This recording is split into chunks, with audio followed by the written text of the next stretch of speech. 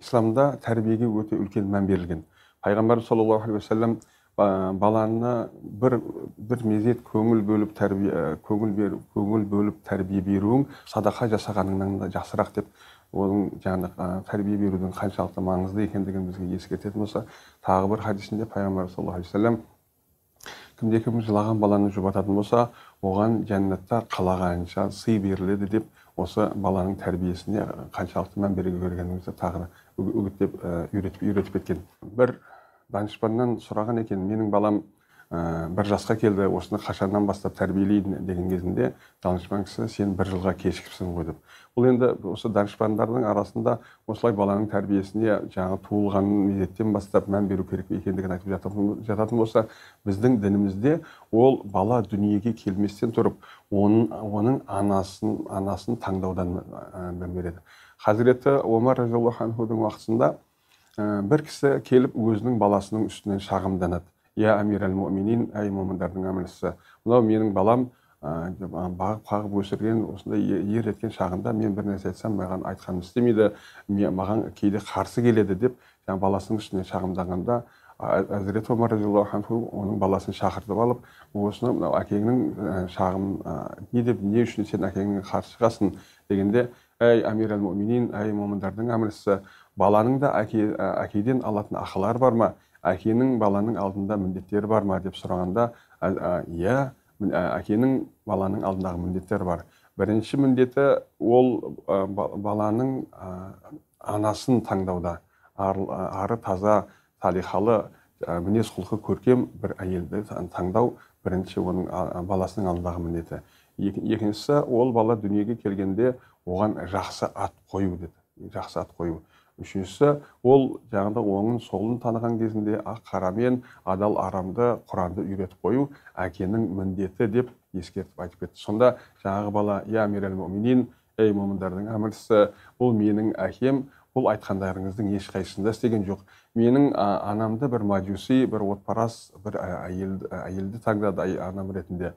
Енді дүниеге келгенімнен кейін маған бір жақсы ат қоймастан, жора жолдастарым арасында ұялатындай бір тасбақа деген маған беретін бір сондай бір жаман атты қойды. Ал енді мен ер жетіп есейген уақытымда маған ешқандай тәлім тәрбие, Құран үйреткен жоқ деп, өзінің әкесінің міндеттерін орындамағандығын ескерткен кезінде, амир әл-муъминин, момындардың әміршісі Омар разиаллаху анху әкесіне сенің балаңның алдындағы міндеттеріңді орындамапсың деп оған ескерту жасаған екен. Міне осы жерде қарап отыратын болсақ, баланың дүниеге келуден алдын оның тәрбиесіне, оның болашақ сіздің ұрпағыңыздың жалғастырушы екендігіне мән беріп, оның анасын таңдаудан басталатын екендігін біз көріп отырмыз. Енді біздің атам қазақтың тәрбиесінде де біздің аталарымыз жал құйрығы қаба деп, жабыдан айғыр салмаңыз, қалың малы арзан деп, жаманнан қатын алмаңыз. Алды артыңды тектемей, жабыдан айғыр салсаңыз, жауға мінер ат тумас. Жаманнан қатын алсаңыз, топқа түсер ұл тумас деп, Бұхар жырау атады да, осы өзінің жарын таңдауға қатты мән беру керек екендігін ескертіп кетіп жатыр. Енді пайғамбарымыз саллаллаху алейхи вассалам әйелдің 4 қасиеті үшін үйленеді. Біріншісі оның байлығы үшін, екіншісі оның тектілігі үшін, үшіншісі оның сұлулығы үшін, төртіншісі оның діндарлығы, тақуалығы үшін деді.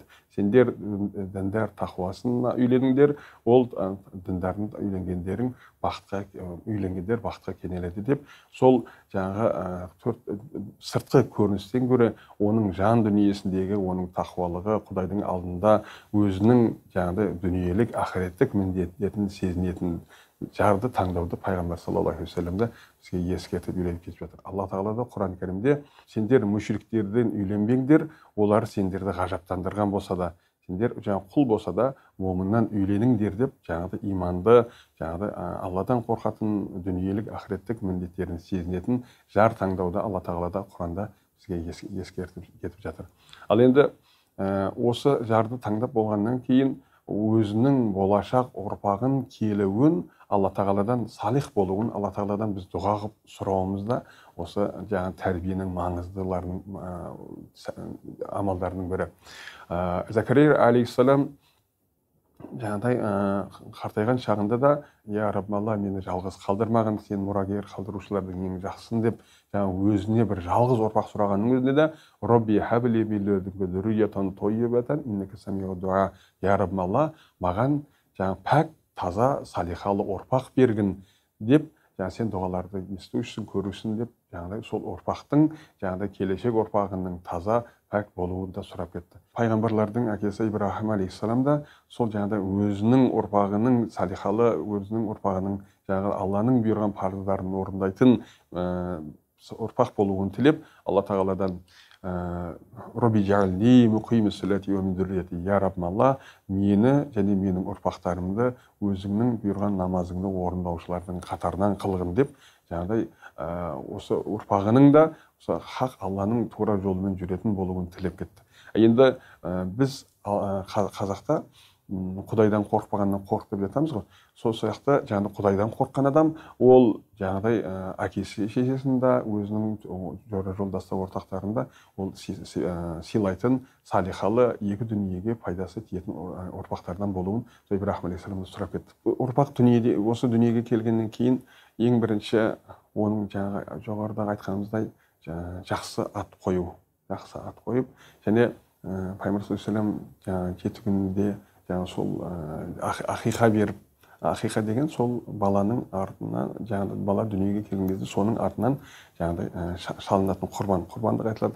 Шамасы жеткен адам жаңағыдай сол балалардың артынан жаңағы бір қойды құрбандыққа шалып, сол шалынған құрбандықты жаңағы құрбандық малы сияқты үшке бөліп, жаңағы бір бөлігін жаңағы салих бір жақсы кісілерді алып үйіне шақырып, жаңағыдай пісіріп жегізу болатын болса, бір бөлігін мұқтаждарға садақа ретінде шигідей тарқатып жіберу, енді жаңағы бір бөлігін сол отбасымен бірге алып қалып жеуді де Пайғамбар саллаллаху алейхи вассалам үйретіп кеткен.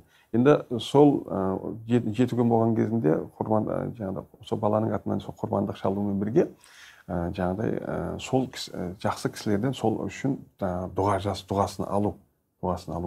Пайғамбар саллаллаху алейхи вассаламның бізге қалдырып кеткен.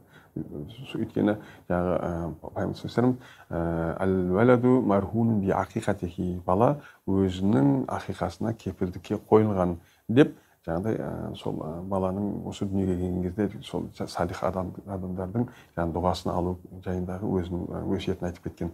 Яғни сол баланың шашын алып, соның шашының салмағының көлемде алтын немесе күміс жағдайына қарап, жаңағыдай сол жақсы кісілерге сый ретінде беріп, солардың дұғасын алу. Міне осы бала осы дүниеге келгеннен кейін істелінетін тірліктер осы болса, яғни біздің қазақта, жаңағы сіздерден бәріңіз білесіздер, жаңағыдай қырқынан шығару, жаңағыдай қалжалау деген сияқты біздің әдеттерімізде осы шариғаттың шеңберіндегі алған біздің дәстүрлерімізге кіреді. Бұлардың барлығы дүниеге келген баланың келешегі, ұрпағы, жаңағыдай келешегі жақсы болуы үшін істелінетін тірліктердің қатарына жатады.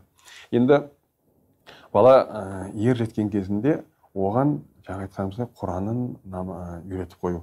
Пайғамбар саллаллаху алейхи вассалам жаңа сендер балаларыңды 5 жасқа келген кезде намазға бұйырыңдар, егер 10 жасқа келген кезде оқымаса, оны жаңағыдай әдеп беріп, тәрбие ұрып болса да оқытыңдар деп Пайғамбар саллаллаху алейхи вассалам оған нәрсені үйретті.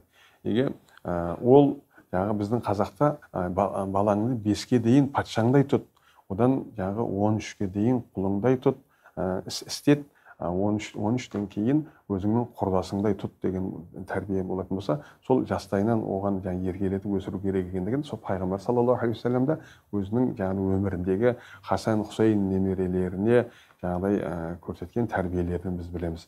Біздің осы балалардың арасына тәрбие берген уақытта олардың арасында әділ болуға біз мән беруіміз керек. Кейде біз жаңағыдай сол кішкентайлар жыламасын деп үлкендеріне қатты мән бермей жатамыз. Енді бала, бұдан біз түсінетіміз, сол балалармен бірге де жаңағыдай ойнап, олардың да сол жаңағыдай баламен балаша болып, әрқайсысына жаңағыдай сай тәрбие беру керек екендігімізді пайғамбар саллаллаху алейхи вассалам бізге көрсетіп жатыр. Балаға сол 7 күнде жаңағыдай ақиқа беріп несімен бірге баланың оң құлағына азанын айтып, сол құлағына қаматын айтып, сол баланың атында қойып кету осы біздің исламның дәстүрлерінің қатарынан орын алған тәрбиелік мәні бар нәрсе. Өйткені ол ең бірінші оның не істейтіні Алланы ұлықтау болатын болса, ол Алланы шын жүрегімен, Алланың ұлық екенін сезініп өскен бала, ол міндетті түрде жаңағыдай Алла тағаланың бұйырған парыздарын орындайтын, және Алланың сүйікті пенделерінің қатарынан болуға өзінің үлесін қосуға талпынады. Және осы бала өсе келе оған еңбекке баулу, оның уақыттарын бос өткізбеуге жаңағыдай біз мән беруіміз керек. Өйткені баланың жаңа тәрбиесі сол жастайынан өзінің әкесінің ізінен кетіп жатады. Баланың тәрбиесіне өте жақсы қатты мән беруіміз керек. Өйткені бала біздің ертең біз осы дүниеден өтіп кеткеннен кейін артымыздан дұға жасап тұратын біздің ұрпағымыздың жалғастырушысы. Пайғамбар саллаллаху алейхи вассалам жаңағыдай кімде-кім өзінің баласына жаңағыдай Құранды жаттататын болса, ол Құран жаттаған бала ертең қияметте өзінің әке-шешесіне нұрдан болған тәж кигізеді деп, сол біздің болашақ ұрпағымыз осы дүниемізде жаңағыдай қартайған уақытымызда бізге қолғабыс болып, бізге жаңағыдай біздің қызмет жасайтын ұрпағымыз болса, ертең біз осы дүниеден өтіп кеткен қияметте де осы біз үшін ертең сол Алланың алдындағы мәртебеміздің, дәрежеміздің өсетіндігіне осы хадистен біз көріп біліп аламыз.